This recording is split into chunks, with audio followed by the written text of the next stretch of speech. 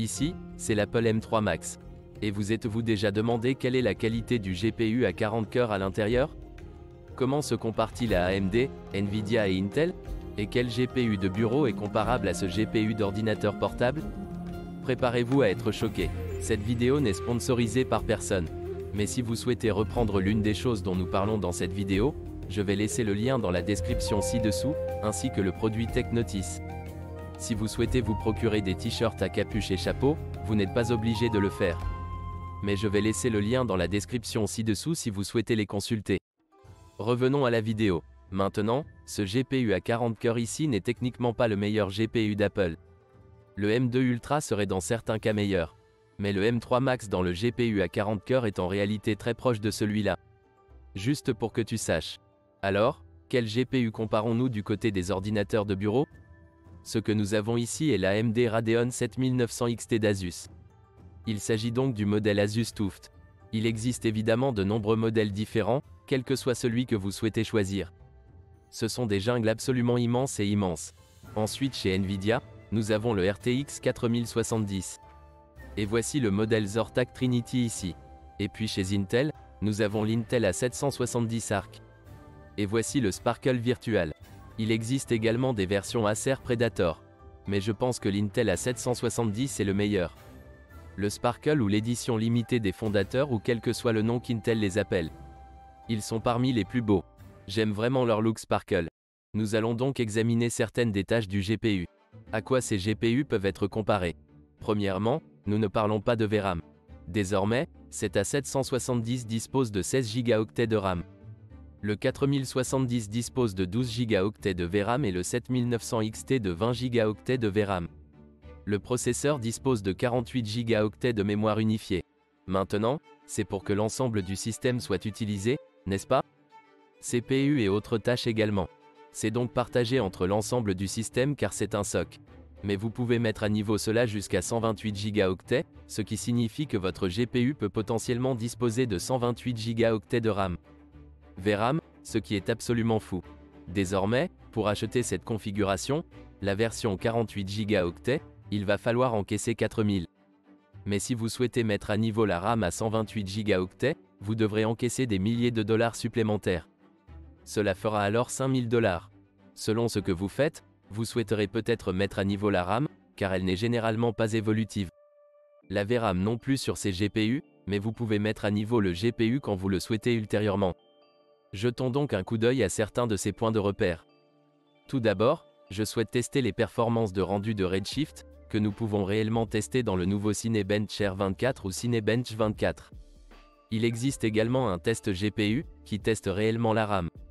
Le moteur de rendu Redshift, le M3 Max obtient 13104 points. Les GPU Intel ne sont pas pris en charge sur Redshift, c'est donc un gros L pour Intel.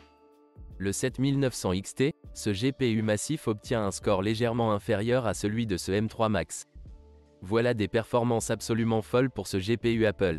Le 4070, comme toujours, les GPU Nvidia sont extrêmement bons pour les performances 3D, obtient 17432 points, soit 33% plus rapide. Mais obtenir ce type de performance GPU à l'intérieur de l'ordinateur portable est plutôt impressionnant. Si tu me demandes, Geekbench 6, désormais tous les GPU sont pris en charge. Et ici, vous pouvez voir que la 770 est environ 18% plus rapide dans le score OpenCL, mais environ 25% plus lent dans le score Vulkan. Gardez à l'esprit que la partition de Vulkan ne peut pas vraiment être comparée au métal, mais il y a Vulkan et le métal, vous savez, sur son propre Apple. Et puis Vulkan est légèrement différent. Le 7900 XT est environ 60,5% plus rapide dans les scores OpenCL et un peu plus rapide dans les scores Vulkan. Mais encore une fois, M3 Max ne prend pas en charge Vulkan. C'est du métal, donc ils ne sont pas exactement comparables. Et 47 et 91% plus rapide, soit presque le double des performances d'OpenCL. Et environ 8% plus rapide dans les scores Vulkan. Encore une fois, le métal Vulkan ne peut pas être comparé. Mais il s'agit d'une référence très synthétique, qui ne vous donne pas réellement de performance réelle. Mais en regardant les applications du monde réel comme Redshift, c'est là que nous constatons vraiment la différence de performance. Passons au benchmark GPU Blender.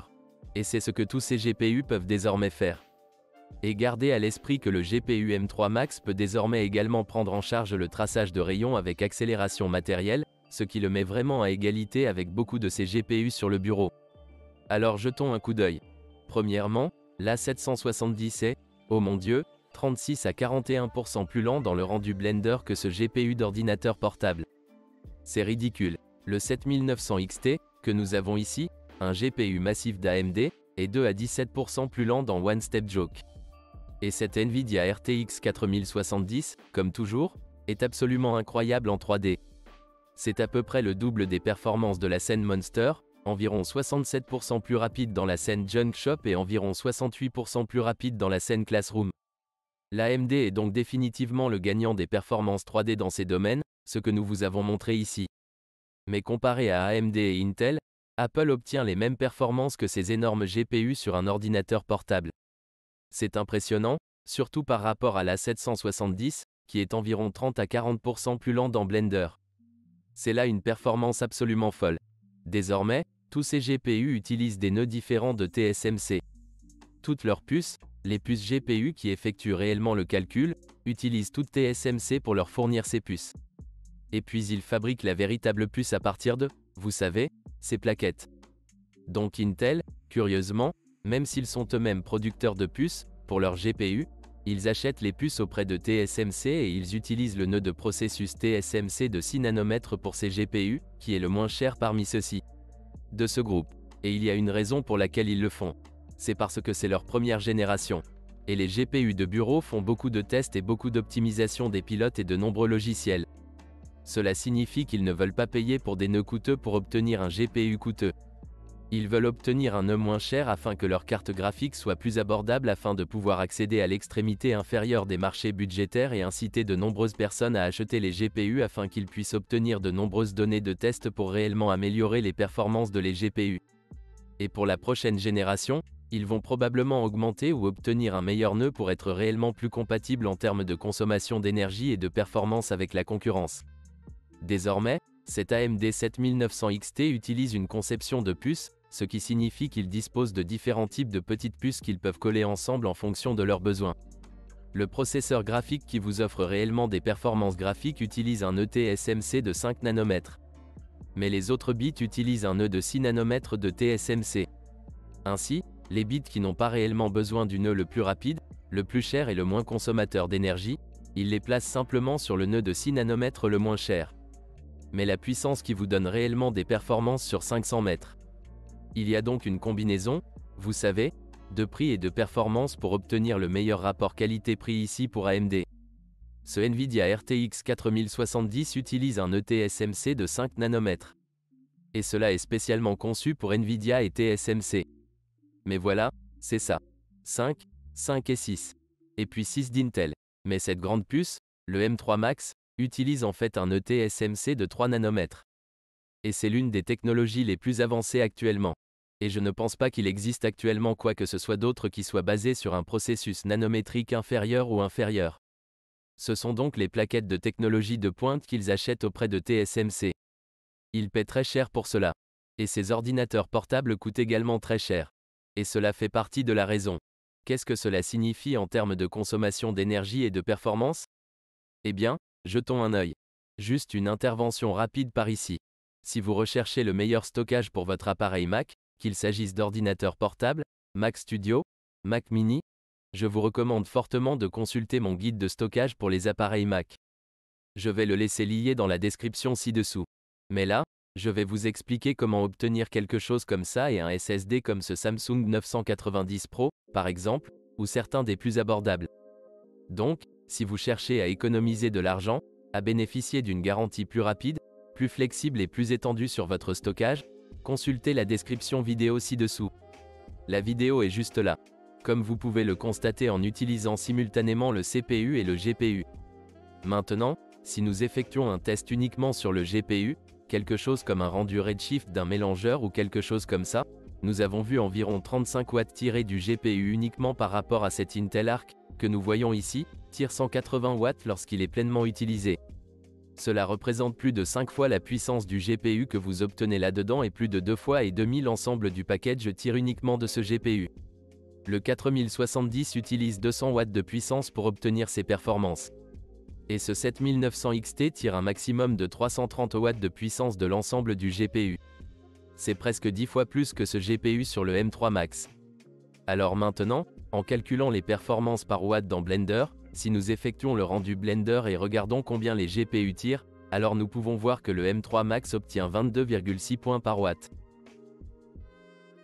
Passons à l'Arc A770, qui obtient 5,6 points par watt, ce qui est 75,2% plus lent ou en d'autres termes environ 4 fois moins de points par watt que celui de cet Apple M3 Max.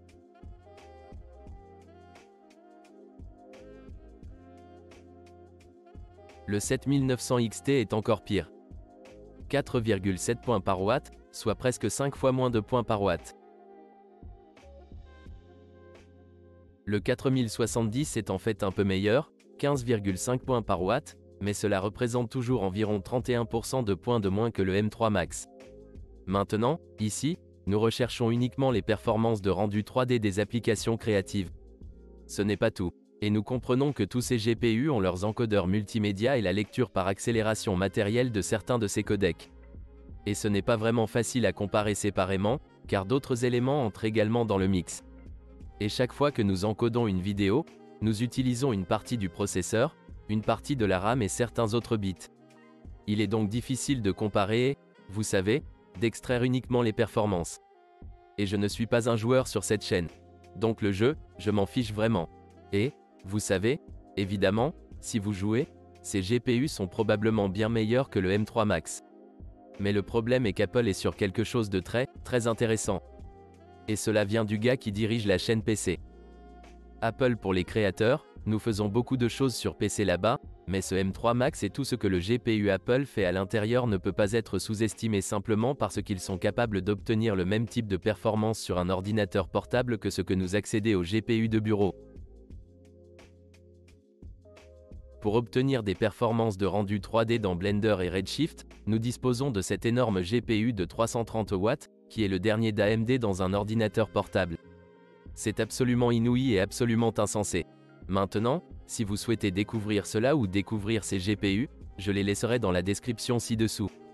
Mais vous pourriez dire, écoutez, je m'en fiche de l'ordinateur portable et je ne veux pas vraiment en avoir un. Je travaille simplement à la maison et je n'ai pas besoin de portabilité. Alors, oui, vous pouvez obtenir quelque chose de construit pour beaucoup moins que ce que coûte cet ordinateur portable avec de nombreux avantages, en fait, en termes d'évolutivité et de facilité d'entretien. Mais il faut faire un peu de bricolage.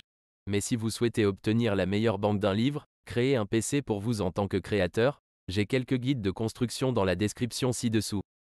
Ils sont totalement gratuits. Choisissez le budget le plus proche du vôtre et je vous expliquerai tout là-bas. Suivez simplement mes vidéos et vous pourrez construire un PC pour vous-même. Eh bien, je dois dire que je suis impressionné par cette performance d'Apple et que j'ai hâte de voir ce qui va suivre. Merci.